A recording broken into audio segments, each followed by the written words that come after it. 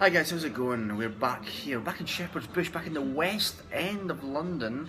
Mark has insisted I come here today, so it took me 3 hours on the tube to get here, but we've got it here, and it's a great pub actually, Syndercombe Social, so yeah, if you're ever down in the area, do check it out, because there's very few other pubs to get excited about in Shepherd's Bush. Anyway, enough of this. Mark, how's it going? Yeah, not too bad, thanks Chris. Overloaded with international football, but looking forward to the Football League feast this weekend. Yeah, certainly not the FA Cup, that's for sure. What a depressing competition that is. Stop trying to make it sound special, because it's not. It's just life. These things happen. Things just become less important in life, and that's the FA Cup. Anyway, enough of this. And let's talk about your first pick this weekend. And Mark, I'm right behind one of these sides. I want Norwich City, who've appointed Alex Neil, a man who I've got an enormous amount of respect for. And he's started very well as Canaries manager. Do you think he'll get a result on Saturday?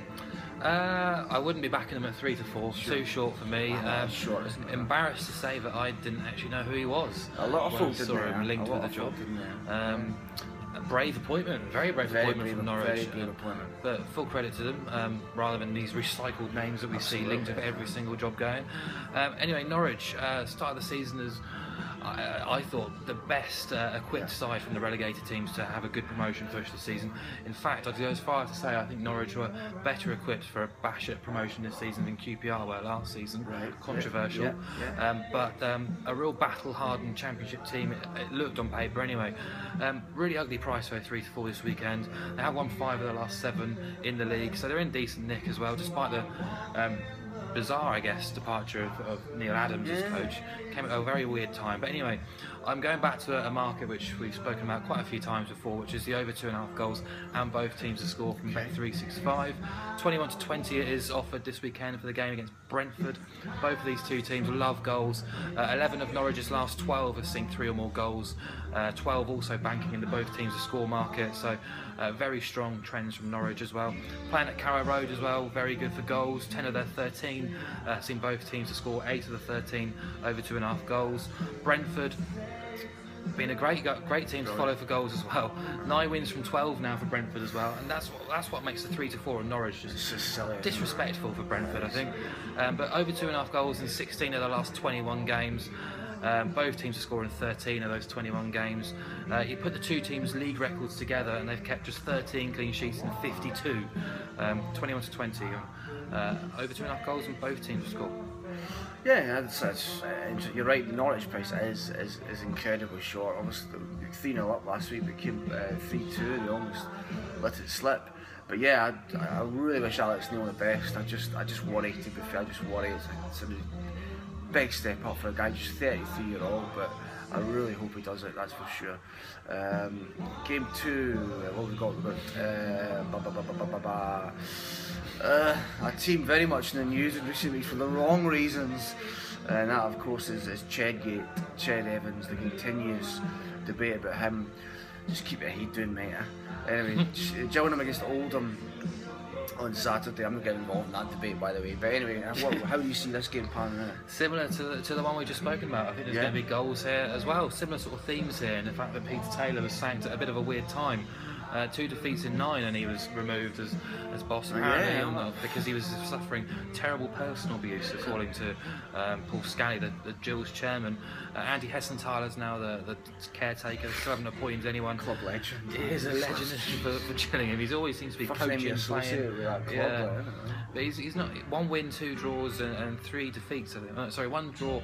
1 win and 2 defeats in his 3 games since he's taken caretaker charge. Haven't really moved on. 2 points above the relegation zone. That could end ugly. I think that could be another premature management removal, I think, for Gillingham anyway. But again, 2 teams here with very consistent trends in the goals markets. Gillingham, the last 10 league games have seen 9 of them feature a winning bet in the over 2.5 and both teams to score market. 12 of the last 14 have seen both teams score, as well as 8 of the 13 at home. Same figure can be attributed to the over 2.5 goals column as well. Oldham started the season really solid. So I think it was 3 defeats in 19, but have kind of started to crumble a little bit in recent weeks. Lee Johnson's men have now won 1, drawn 1 and lost 3 in the last 5. Goals flowing massively again though for Oldham. 5 of the last 6 have seen 3 or more. And since the season began, they've scored an 18 of 24 and only kept 6 clean sheets in that time. So I think over 2.5 goals and both teams to score at 11 to 10 with Bet365 is the place to be. Excellent, look forward to that. And the final game, you know, an interesting appointment in this a few weeks ago. Paul Buckle, when he took over the job at Cheltenham, but it's just not happened for him. It's just not happened for him because he's married to the stunning Rebecca Lowe, isn't he? Yeah, is it Rebecca Lowe?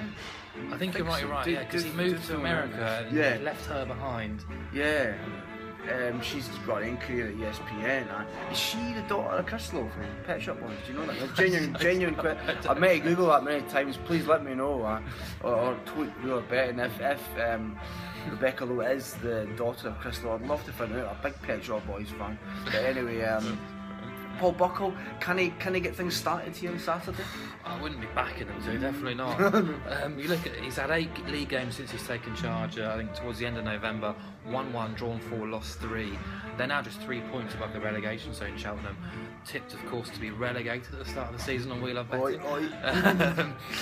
This weekend, Luton are the visitors. John Steele doing amazing work, as we should probably come to expect from him.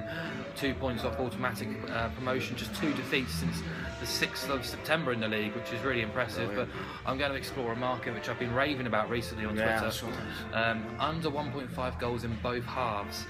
It's on BetBright, they're always the best price for it. I think they're even money for this game, under 1.5 goals in both halves. Much better value than backing, say, under 2.5 goals, which is just 8 to 13 for this game. We're getting even money on this. I'll just go through the stats. Cheltenham recorded fewer than 3 goals in 10 of the last 12 matches as hosts. This bet would have actually won in 8 of those 12 games as well. Go home and away, and it's won in the last 6 games as well. Look at Luton. 8 of their 12 away games have seen under 2.5 goals. 7 of those have seen both halves feature under 1.5 goals, as have 7 of their last 12 home or away. Even money here.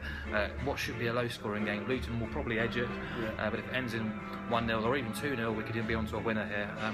So even money. BetBright. BetBright, the place to go. We could be their PR department if we want to help. I've never seen any sort of adverts or PR information. But anyway, BetBright, if you're the place to go for both halves to go under 1.5 goals. So great tagline. Open an account with BetBright here at wheelerbetting.co.uk. See you next week.